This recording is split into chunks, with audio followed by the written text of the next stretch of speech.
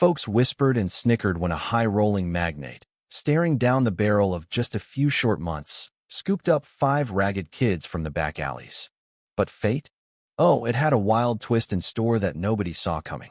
Picture this: Edward Harlan, a 62-year-old titan who'd bootstrapped his way from the dingy tenements of Detroit to dominating Seattle's tech and finance scene. His Harlan global empire sprawled across 15 countries, his bank accounts bloated enough to shame a mid-sized economy. Yet, in the fall of 2023, none of that glitter meant a damn thing when his oncologist laid it out cold. Terminal lung cancer, maybe 5 months if he was lucky. Edward gazed out from his 70th floor penthouse, the Puget Sound shimmering below like a cruel tease. Widowed for a decade, no heirs, always too buried in mergers and acquisitions to build a real life, he had armored himself against any hint of weakness. That evening, isolation clawed at him like never before. Swearing to flip the script, he skipped a black-tie event and prowled the rainy side streets, his limo slicing through the mist. That's when he spotted them. 5 boys crammed in a dumpster-lined nook, cardboard their only shield against the downpour. The oldest, barely 17, rose like a sentinel. "We ain't causing trouble," he growled, eyes fierce. Their handles? Jordan, the sharp-witted boss; twins Gabe and Finn, gearheads with magic fingers; Owen, the visionary doodler; and pint-sized Eli, a sponge for knowledge with haunted eyes. Not kin by blood, but fused by the grind of survival. On impulse, Edward tossed out an offer. Warm spot for the night, no tricks. They sized him up, whispers flying, then nodded warily. Inside his echoey waterfront estate, the boys clustered like cornered animals amid the marble and chrome, all clashing with distrust. "You're out of your mind," Marcus muttered, but cranked the paperwork. Those first weeks, pure Mahima antique sculpture toppled in a scuffle, Eli jimmying locks to raid the library. Dinner exploded when Owen shoved away the gourmet spread. "We didn't beg for this charity," Jordan fired. But Eli's gut-punch confession, "Last handout we got? Cops hauled us off mid-sleep," shattered Edward's tough shell. "Not here, kid. You're secure," he vowed, voice cracking just a bit. The scandal erupted like wildfire. Doomed tycoon snags alley rats. At a swanky hospital gala, Nemesis Theodore Vance slithered up, smirking. "Your little rescue pups, Harlan? They'll get your fortune before the cancer does." Jordan stepped in, rattling off Vance's shaky stock ratios like ammo. "Mind your tone, punk," Vance snarled, fist twitching. Eli, tiny but bold, chimed. "You're the vultures abandoning him, now he's fading." The room froze, gasps rippling. Edward's chest swelled. To hell with their notched, forge his own path.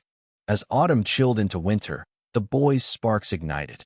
Jordan inhaled market reports. The twins dissected gadgets.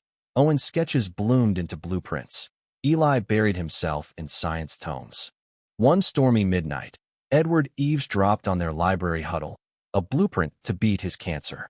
"We clocked you from the headlines," Jordan admitted. "Figured this could be our big play, not just a roof, but real change." The scheme? Tailored therapy, a predictive trading bot to bankroll it all. Edward's world tilted. "Why bother saving a goner like me? You're the only one who looked past the dirt and saw potential," Eli murmured. Operation Revival kicked off with brutal force. Eli's regimen tore through Edward, fever spiking, but scans showed tumors shrinking. The bot. It spun gold from market chaos. Yet shadows crept in. Boardroom mutters about his delusions, surprise child services raids, cyber probes linking back to Vance. Then the knife twist long time aide Rebecca Klein, after 22 loyal years, swiped files for Vance's takeover bid. "You handed it all to those scum," she hissed, resentment boiling over decades of overlooked ambition. Edward crumpled under the strain, rushed to a fortified clinic. The boys. They morphed into warriors. Jordan stonewalled scheming execs. Gabe and Finn locked down digital walls. Owen wove a PR shield of feel-good stories. Eli fine-tuned doses round the clock. Markets teetered on collapse, just as the bot foretold Vance's outfit hemorrhaged billions. Cornered, he crawled to Edward's door, pleading merger mercy. The boys laid down the law.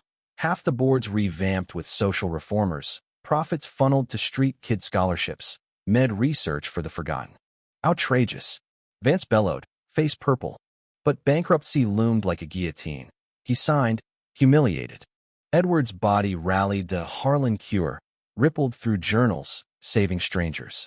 Rebecca slunk back, begging redemption. They tossed her a lifeline overseeing youth hubs.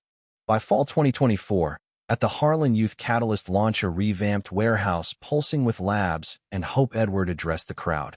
I thought death was my endgame. These kids, they rewrote the rules, proving families not blood, but unbreakable will. Was it ethical for those street-smart kids to game the system from the start? Should dying billionaires play God with adoptions like that? Or is it just another power grab? Would you forgive a backstabbing aide, or let him rot? Drop your hot takes below, smash that like if this gripped you, and subscribe for more jaw-dropping tales.